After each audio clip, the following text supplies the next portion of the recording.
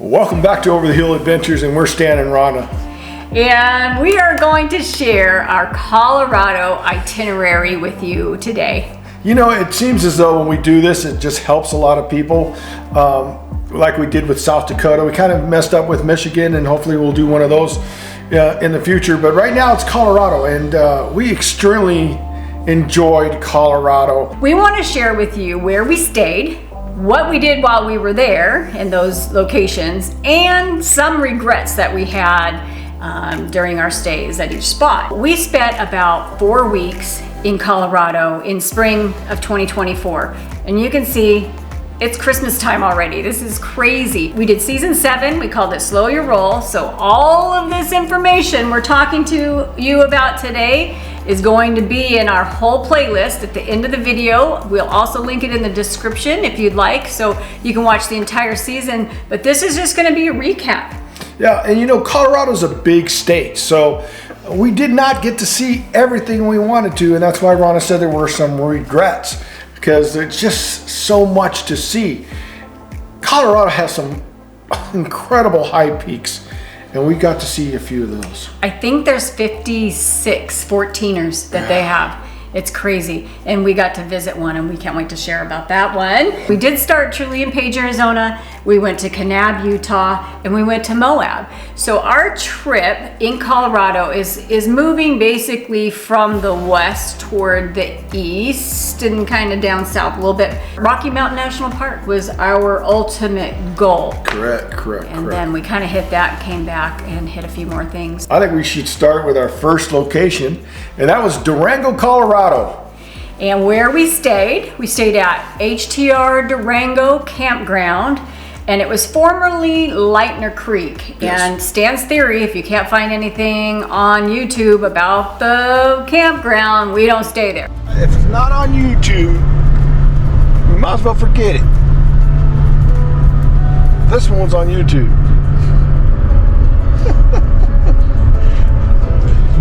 I told Stan, I said, you chose this one.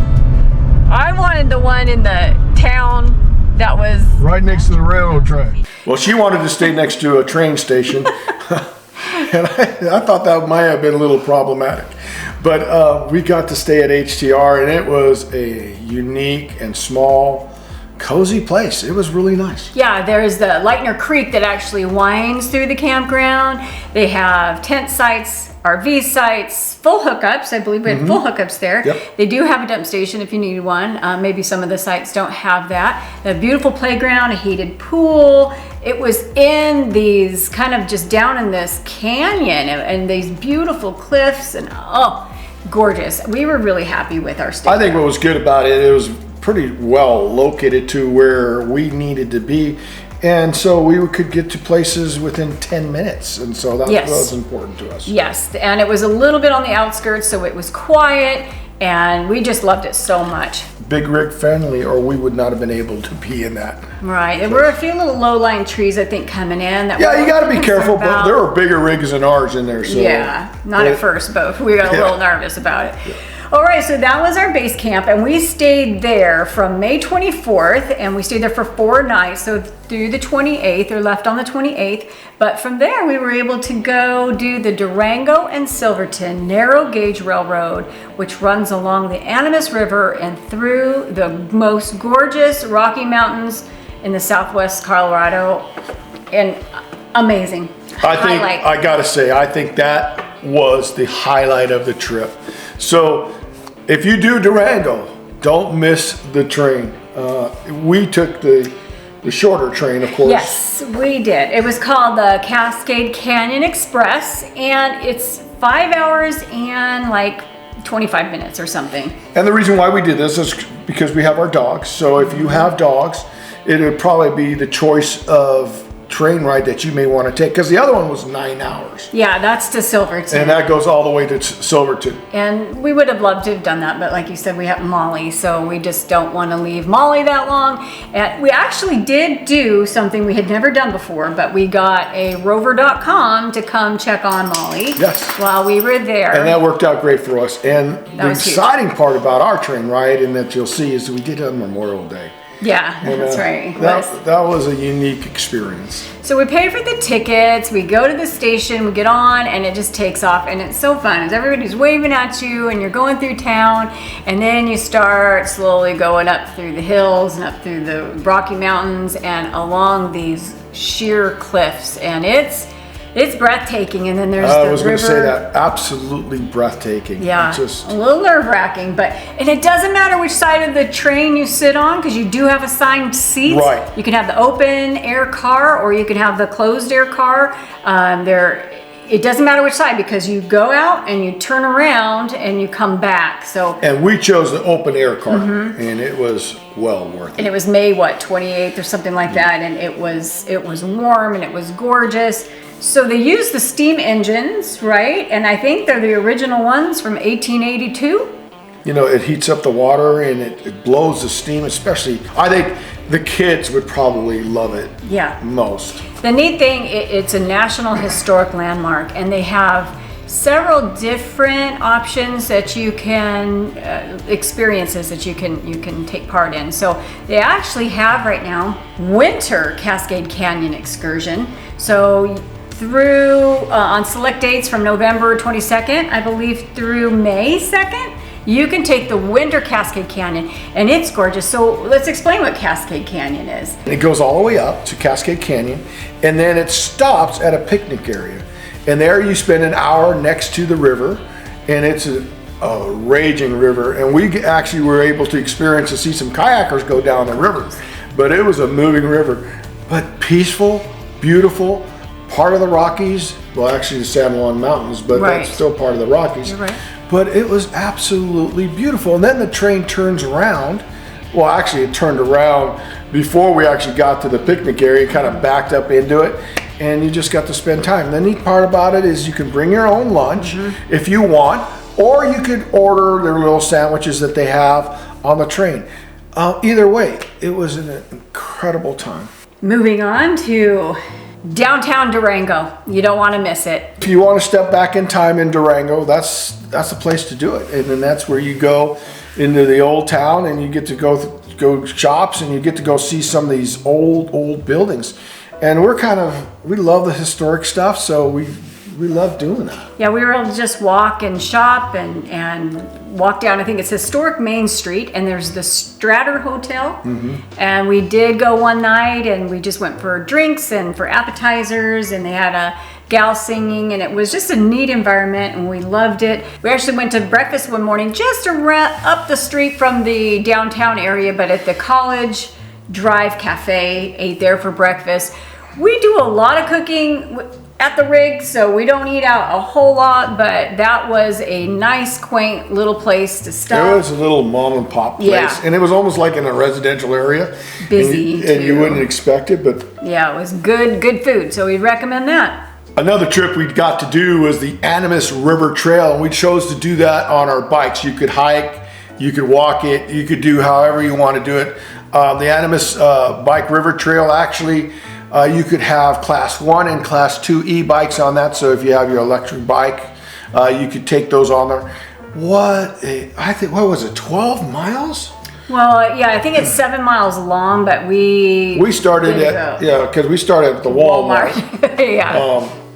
With gunfire, I think, if I remember, but there was a shooting range somewhere around there. But anyway, we went all the way down, and to the end, we were able to see where the train actually was traveling, and one time the train actually went by us. It was a great experience just to be able to ride that, and then ride that all the way back to the other end. One of the things we saw, which was new to me, and I did not know, that they could surf the river. And if you've never seen that, it is very interesting. One of our regrets was that we didn't go rafting. We should have gone river rafting. That was probably one of our regrets. Not the surfing, but the river rafting. Because we saw a lot of that going on, and I thought, man, you know what? Next time we need to do that. Another highlight for us was a stop at the Durango Hot Springs Resort and Spa. They have over 30 pools, all different temperatures. I think we found the top tier of pools at the highest heat, And just, that's the only one we went in the whole time. And we just sat Rhonda there. made a friend, kicked me to the curb. Of course, I think I told you that, but no. We had a wonderful time. It was a great place. They had 30 pools. They had a kids section, adults only section. They had drinks there. Mm-hmm. They had food there if you wanted to. They also offer massages if you want. But it wasn't really that pricey, but man, it was well worth it to be in the Colorado air and right at the base of the Colorado Rockies. Yeah, we just did a 2-hour soak time. I think there's different levels, but we did a 2-hour soak time. It was right in the evening when the sun was going down. Highlight. They don't check either. Trust me. If you were staying in there 3 hours, okay, your 2 hours are up. They didn't even do that. It was just a great time. Yeah, just honor system. And to think that we did it over Memorial Weekend. Yeah. So we thought it was a little busy, but man, well worth it and definitely a highlight. Number 2, Ouray. Even though Rocky Mountains National Park was our destination, our point of destination, our dream place to go was Ouray. And it did not disappoint. We stayed at the Ouray Riverside RV Resort. And we did splurge here a little bit, and we decided to get a riverside or riverfront site. And we also got an extra large one. Because we booked so late, they didn't really have there's different sizes. We had the extra large or extra wide and river. Well, that's true. They didn't have very many sites available. Stuck. Well, let me tell you about this site. I highly recommend the Riverside RV Resort. It was beautiful. They had food there. They had all that. But you know our rig. We have that front window, and then we have the back window, and then we had all the side windows. So you could see the river through your side windows, and you could see the snow-topped mountains, the Rockies. Absolutely beautiful. And the topping of all that is you look out your front bedroom window, and there's the Rockies with waterfalls. Oh, it just brings tears to my eyes because it was just probably the most beautiful thing I have ever seen. Something not to miss, even though getting there was another story. The $1 Million Highway. And boy, we reached heights with that truck and camper. We have never, what was it called? Mullins Peak? Is that what it's called? Mullis Pass. Mullis Pass. It was on like 1070. It wasn't the highest point, and we definitely went higher, but there was just this one area that when we drove in and just seeing all the white top Rockies was just amazing. Well, $1 Million Highway is basically from Silverton to Ouray. It's Highway 550, and everybody said, oh, don't worry, you're going from that direction, Silverton to Ouray, you're going to be on the mountainside. Well, I don't know, but there was some areas we're definitely on the heavy part, like right before Ouray. That was mountainside, so that was a little more calming, but there were a lot of areas that were scary. We were right on that edge, and there are no guardrails. I'm doing the driving. I wasn't too worried about it. No, I'm just kidding. It was, you had it. Sightseeing. There was no sightseeing. It was a lot of concentration. And I was more worried, believe it or not, about the tunnel than anything else, because that tunnel's at 13.7, and we were at 13.7, and so I was a little bit more worried about that. But we stopped in Silverton, and we actually just drove through because we missed it on the train. And we stopped after we drove through, and you took some air out of the airbags. Yep. So, just because I felt like I needed to do that just to be safe. Now that we have the low profile air conditioner on the front, man, we're like at 13. We're no trouble anymore. We're good to go. But I'll tell you what, maybe a regret was that we didn't actually stop at Silverton. Yeah. We kind of drove through it, got to take a look. It was a quaint little town, beautiful town. I mean, it's kind of like a Christmas story, because it's a little town surrounded by these mountains. But probably that was the only regret. But I got to say, there's so much to do in Ouray, and we probably didn't do it all, like I said. But one of the highlights was Box Canyon. Yeah, Box Canyon Falls. And we didn't even know about this place, but we started doing some research, always doing the Google, what's top things to do in each city we stop at. And this place came up, and it's $5 to $7 per person, depending on your age, worth every cent of it. But here's a tip. If you're doing the what is that? Perimeter Trail? The Perimeter Trail, which is another one of our regrets, because it's about a little over 6 miles, I think. But the Perimeter Trail, if you were to go into the Perimeter Trail, you would go through the Box Canyon for free. And that's just a little tip. But I'll tell you what, don't miss Box Canyon. It's worth the $5-7. You get to climb up to a higher area, and then you get to actually go to that bridge and through that tunnel. There's the high bridge and this tunnel. It used to have a water pipe or something that went through it, and it's not there anymore. You see remnant of it. But that might, the climb up there may be a little more difficult if you're having mobility problems. But definitely the part where you actually see the falls and go into that area, that's pretty well paved, and you won't have issues getting in there at all, but well worth it. Just this water just plummets through this canyon, and the sound, I remember just that sheer power. I could not say anything else, but it's just the sound of it. And then there's this like a metal staircase that you can go up and walk, or go back, or it takes you down to the water level, and it's just gorgeous. There's also a little nature trail that would just be an easy walk if you wanted to do that, and a popular spot for bird watching too. Yeah, right at the beginning there. Yeah, so cute. Now, the other thing that I loved was Yankee Boy Basin. Now, we were told that, you can only go up there with a Jeep. You need to rent a Jeep. Now, we talked to this one couple, and says, we went up in a full-size pickup. So I go, full-size pickup, huh? And they were in the back of a full-size pickup. I go, well, if they can do it, we could do it. So we took it slowest pro, because you don't want to wreck your tow vehicle, but we went up there, and we had the experience of a lifetime. RHONDA got super emotional at one time because of the beauty of being up so high. And what was the highest point that we were? I think we were at 12.5 at one of the points. And we went as far as we could, because even though at the end of May, the road was still snowed in. And then we thought we'd take that other road. What was that road that goes to? Imogene Pass. And that was snowed in. We did go up a little ways, but we saw, no, that's not going to work. So if you're going to do that, you want to probably be around in July. If you want to take that Imogene Pass to Telluride, you probably want to do that in July or in the summer months, because you will definitely not be able to do that during the spring. You mentioned some of the regrets that we had while we were in Ouray, things that we didn't get an opportunity to do, which was going back to Silverton, and that Perimeter Trail, which you mentioned.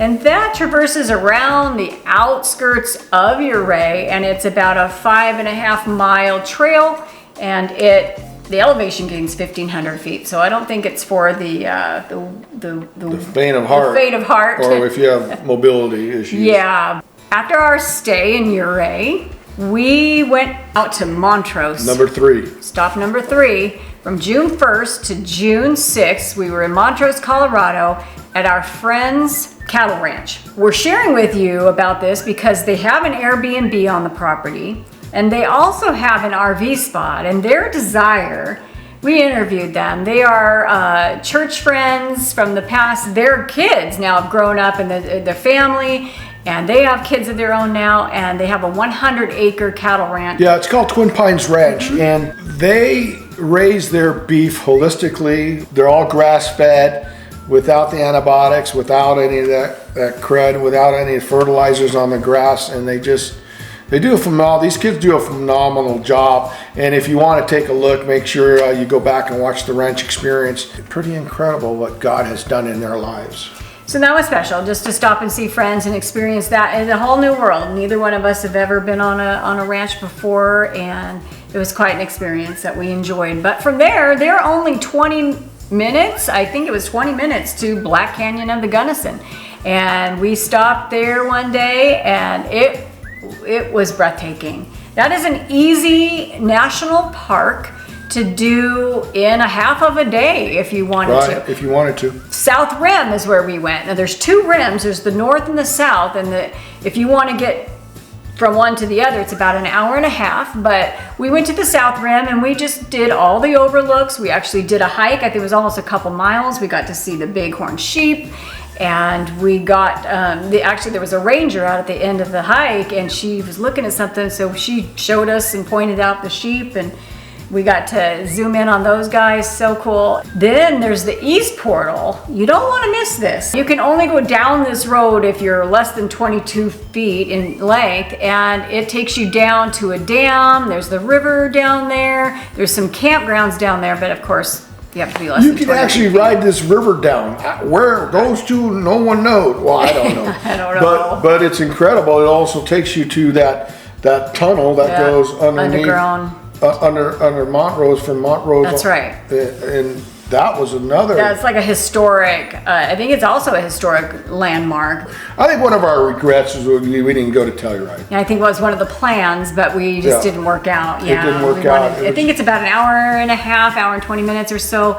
And in Telluride, we were excited because it's a little ski resort town, and there's a free gondola you can take up, and it would have been nice. There's Telluride, there's Breckenridge, there's these huge peaks that we saved something for the next time. Yeah. So after 5 nights in Montrose, we headed out for Granby, Colorado to our destination. Number 4, Yep. and this was our point of destination. This is where we based our whole trip around. We stayed at the Sun Outdoors Rocky Mountain Resort in Granby, Colorado, and here again, we splurged to stay here. All right, but that is the resort of all resorts. We didn't even have to leave. You really don't, but it was beautiful. Now, I want to explain real quick. When you're in Granby and you're at the Sun Outdoors, that's the slower side of Rocky Mountain National Park. That was our slow roll right there. I mean, that was kind of nice. It was nice, quiet. And we're there in June. That place was almost empty, except for the weekend. Well, that's very true. It was. We sat by the pool one day. They have restaurants. They've got bars. They've got whatever you wanted to do. Pickleball. Pickleball lessons. We finally got to do pickleball lessons, and we are hooked. Oh my gosh. Coach Bill, shout out to Coach Bill at Sun Outdoors. Right. Oh my gosh. And he's actually from Yuma, Arizona. Sun Outdoors did it right, man. Security gates. I was really impressed. You were. Very impressed. We both were. And it was clean. And so for us, because she got us a patio spot, and word to the wise, Colorado, you can never predict the weather in Colorado. Right. I think we had rain every day, sun every day, but rain every day. Probably these thunderstorms come through. Well, and if you don't have an RV, or you have family that doesn't have an RV, you can go and rent an Airstream. They have a ton of Airstreams there. If you want to experience what it feels like to be camping in a trailer, the Airstream Village was wow, so cute. And they had it, they had it set up so cute. And then chuck wagons, I always thought that would be fun. You could rent a chuck wagon and stay in that with your family. Okay, so now we're near Rocky Mountain National Park, and which was nice, maybe 20 minutes to the west entrance, and we just would go in. You decided in the afternoon, to go, hey, let's just go in late, because the animals come late. Boom, within 10 minutes of going through the gate at Rocky Mountains National Park, first time ever, we see moose. Tip, bring, this was June 1st, right? But bring bug spray and just bring that with you, because, we started getting eaten up, but it was dusk, starting to get dark. We were contemplating, do we stay in Estes Park? Do we take the RV over along Trail Ridge Road? I'm reading, there's nowhere that it says it can't be done, but we're going to share with you what we did, and I don't think we would change a thing. One day we took off, we went over Trail Ridge Road, and that is a 48-mile road that crosses through the middle of the Rocky Mountain National Park.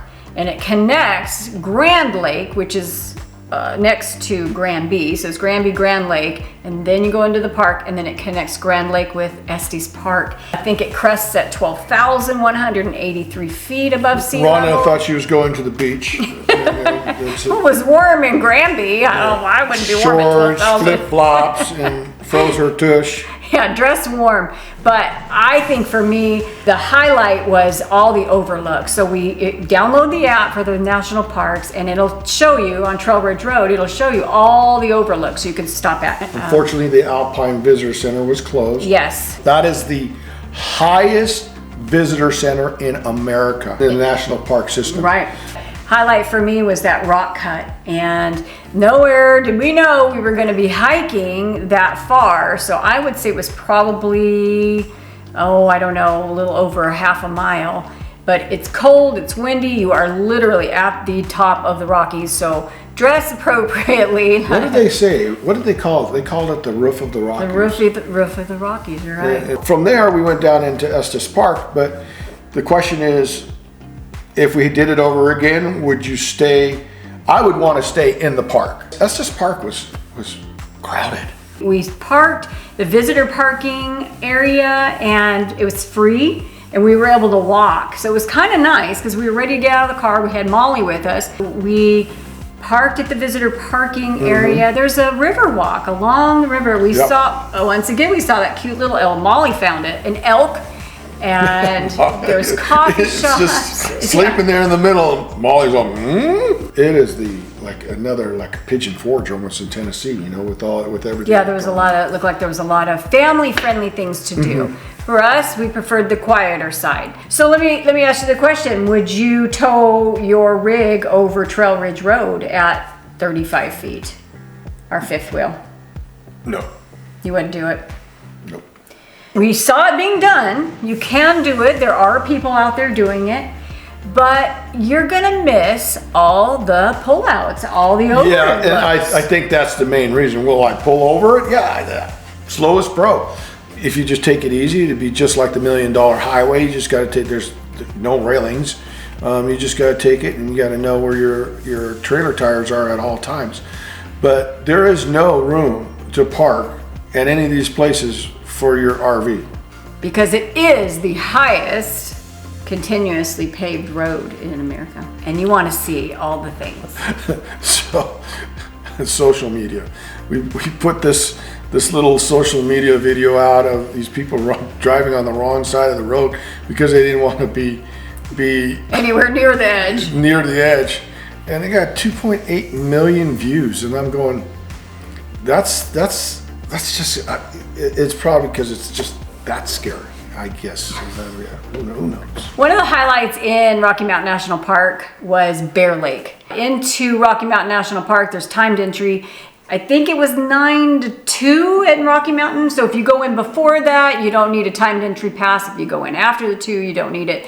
But what we didn't know is if we want to see the Bear Lake area, which is near on the east side of the park, so near separate timed entry. Separate timed entry. Who knew? So we were able to same day go on, pay our $2 for it, and get a pass at like 4 p.m. Here's another tip.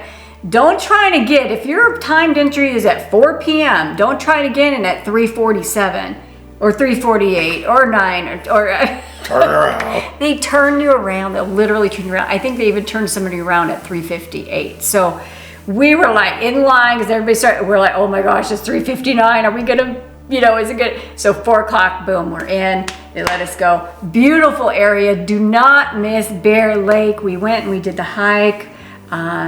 Not all the way around. We didn't do all the way around Bear Lake. And like I said, we can have Molly with us. So we just left her in the car and she got out at the parking lots and things like that. But gorgeous, absolutely gorgeous. I don't know what else to say. Coming down from Bear Lake is where I actually photographed my first bull elk.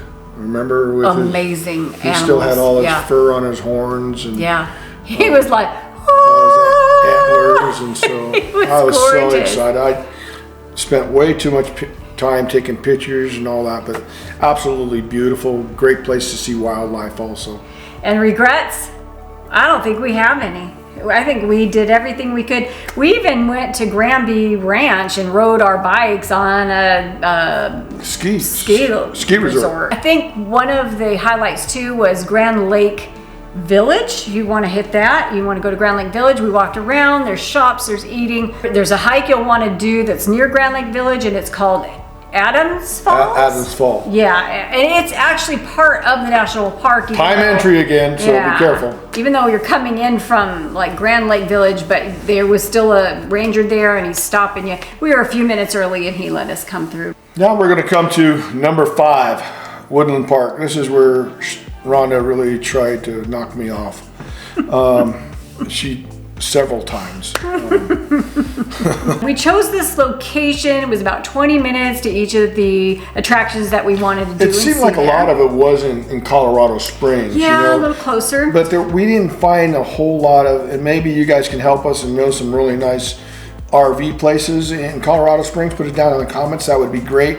But we did find this one campground called Diamond Campground RV Park. It was really beautifully treed. They had the deer that would come in. I guess there were bear that were coming in, and they had to lock the trash cans at night because the bear were coming. So we gotta talk about Pikes Peak. It's at an elevation of 14,115 feet. I think I told somebody I was going to pull my trailer up Pikes Peak, not even knowing that's how much research we did on this Pikes Peak. We knew that we wanted to be at the top though. Timed entry to get in. I want to say ours was early, like 8:30 in the morning. And we're driving along and we passed this race to the clouds starting line. It finally dinged in my head. I'm going, oh, this is the Pikes Peak race. Pikes Peak, yeah. Race to the clouds. The second longest running auto race next to the Indianapolis 500. It was 1916. They started the first race and it was dirt. It was a dirt road and they used to take their cars up there. Now it's paved. It was open. We got to go up and go to the visitor center. Fairly new visitor center up at the top. Fairly new. 14,122 feet, right? I think that's the height that we ended up getting. Well, there's a couple ways to get up there. Yes. You can drive, and you can. I'm probably glad Stan didn't know the people raced up that because I didn't want to go any faster than we did. We realized the cog, you can take that little red tram-like thing and go to the top, and we did know that, but Stan chose to drive because, well, it's cheaper for one, and then we thought, well, if we see like bighorn sheep or anything, we can stop, we can see them. We saw nothing. We talked to the people on the cog. Come on, we did see something. No. Where? We saw the yellow belly. Not to forget the yellow belly marmots. You got to get a donut at the top. You got to get like I don't know what it costs us, $4 a donut or something like that. High altitude donut. But the fact that they can actually bake a donut at 14,000, we used to live at 6,700 feet above sea level. But no, they've got everything. Extra flour. They got everything. They got pizza there, all that kind of stuff. So if you don't want to take a lunch, I would suggest the cheaper route, bring your lunch up there if you want. We like free things. So after paying $8 for a donut, we're like, let's do this free thing. Garden of the Gods. So it was actually donated to the city, but the family said, if we donate it, it's got to remain free forever. But just beautiful red rock formations. Definitely worth seeing. There's some paths you can definitely ride your go bike. early. Yeah, it was when we got there, it was crowded. Definitely crowded. And we were on like an off weekend in it. Yeah. So Manitou Incline. This is where she tried. It's also free, but you have to pay for parking. But then you can take the free shuttle to go walk up 2,768 steps. In a mile. Like less the than. elevation rise is 2,000 feet. And it starts at See what she tried to hit me with once? Oh, she did hit me with it. It starts at like 6,500 feet above sea level, and then you end at like 8,500 feet above sea level. If you are capable of doing it, do it. It is an accomplishment for us. But at 62, 54, that was an accomplishment, and it was just one step at a time. It really caused us to reflect on our lives. Stan's had a stroke, I've had cancer, and it really made us dig deep, and find that inner strength and reflect back on hard times in our lives. And it was just it was a very emotional event for us. And then when you get to the top, we made it. Mm-hmm.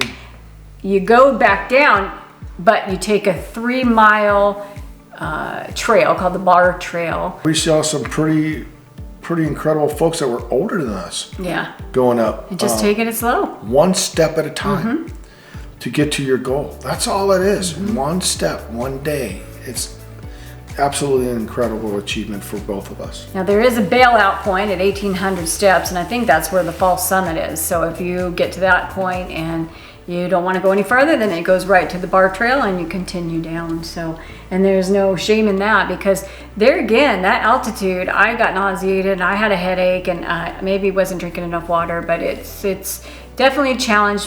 Definitely was a highlight. We're like, what were we thinking? All right, moving on. But you've heard it here though.